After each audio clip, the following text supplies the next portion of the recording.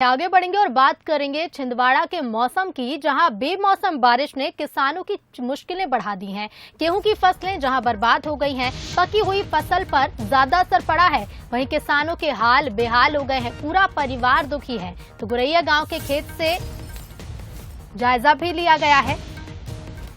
बेमौसम बारिश ने किसानों की मुश्किल बढ़ा दी है। किसानों के हाल बेहाल हैं क्योंकि किसानों की पकी हुई फसल बर्बाद हो रही है।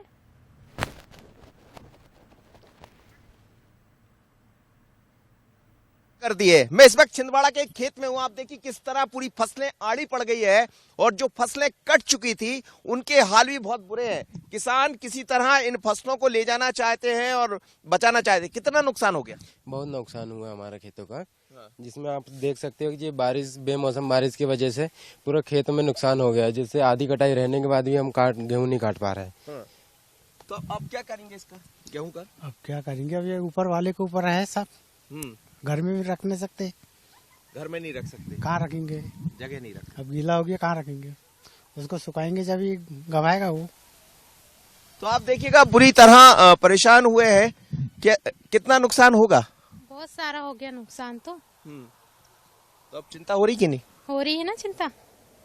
पानी आ रहा है। कब से हो रही है बारिश? ये लगभग 1-2 दिन से। तो अब ये गेहूं इस लायक बचेगा कि नहीं, काम के लायक? नहीं, गीला हो गया ना। क्यों, क्या होगा इस गेहूं में?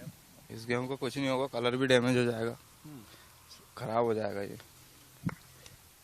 तो आप देखिए जो फसलें कट कर पड़ी हुई इस तरह, उनके हाल तो खराब होना ही है। वो गेहूं पूरी तरह काला पड़ जाएगा और यहां से लेके वहां तक आप जहां भी नजरें दौड़ाएंगे तो जितने भी खेत है इस समय सब आड़े पड़ गए हैं। जो फसलों का दाम है वो प्रॉपर मिलेगा नहीं। कुछ गेहूं तो ऐसे होंगे जो यहीं फिर से उग आएंगे लेकिन किसानों के घर तक नहीं पहुंचेंगे। और इसीलिए किसानों के सामने दिक्कत यही खड़ी हो जाती है कि जब तक फसल कट कर घर तक ना पहुंच जाए किसान चिंतित रहता है। लेकिन ये चिंता ने सभी की चिंता बढ़ा दी, चाहे बात सरकार की हो या इन किसानों की। लेकिन बड़ा सवाल कि पूरा का पूरा परिवार यहाँ खड़ा हुआ। देखिए पूरा परिवार यहाँ खड़ा हुआ। इन बच्चों का क्या होगा, क्योंकि इनकी निर्भरता इसी खेती पर है। और अब बड़ा सवाल यही कि आखिर सवाल का जवाब देगा भी कौन, क्योंकि ये तो ऊपर वाले के हाथ में है। और इसीलिए तो खेती को जुआ माना जाता है। फसल पहुंच गई घर तक तो ठीक है, नहीं पहुंची तो पूरी मेहनत पर पानी फिर जाता। और इस बार तो गजब ही हो गया। आशीष खरे के साथ मनोज सैनी, बंसल न्यूज, छिंदवाड़ा।